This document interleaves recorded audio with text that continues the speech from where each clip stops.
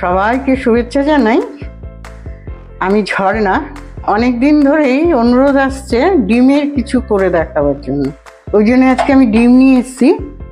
এই ডিমগুলো দিয়ে আমি এখন একটা ভাপা করে দেখাবো। ডিমগুলোকে আমি ছাড়িয়ে সিদ্ধ করে আপনাদের সামনে নিয়ে এসেছি। রেসিপিটার জন্য আমার এখানে কিছু কাঁচা লঙ্কা আছে, কাজু আছে অল্প কিছু, আর সর্ষে আছে এরম 2 চামচ, আর এইটা হচ্ছে সাদা তিলও আছে আমার 2 চামচ। আর যেটা দেব সেটা হচ্ছে পোস্ত আমার এখানে 2 চামচের মতন আছে। এইগুলো দিয়ে আমি পেস্ট করে আপনাদের কাছে আসছি।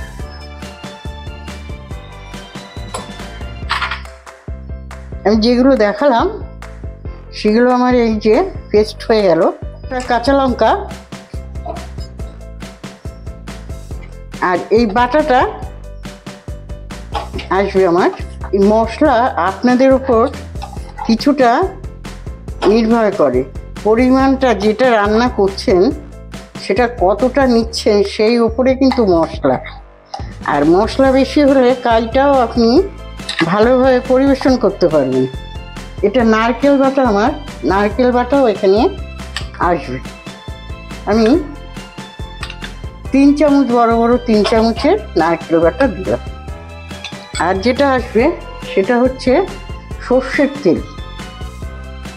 একটু সর্ষের তেলটা বেশি করে দিতে হবে, কেন যেহেতু ভাপা। আমি এখানে 100 সর্ষের তেল দিলাম।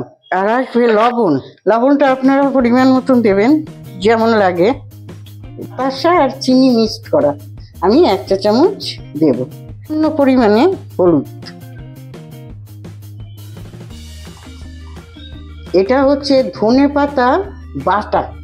আমি ধনেপাতাটাকে বেটে নিয়েছি। এই ধনেপাতা বাটাটা এখানে আসবে। এবারে যেটা করব, এই সবগুলোকে মিক্সড খাবো।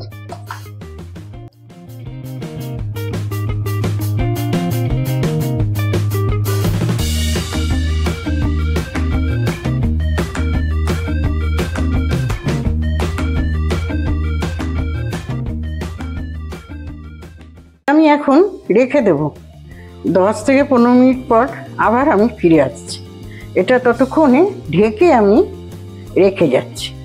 অন করলাম করে এবারে যেটা করব, এই যে গরম জল, এটাকে আমার গরম করতে হবে। জলটাকে গরম করে তারপরে যেটা করব সেটা দেখাচ্ছি।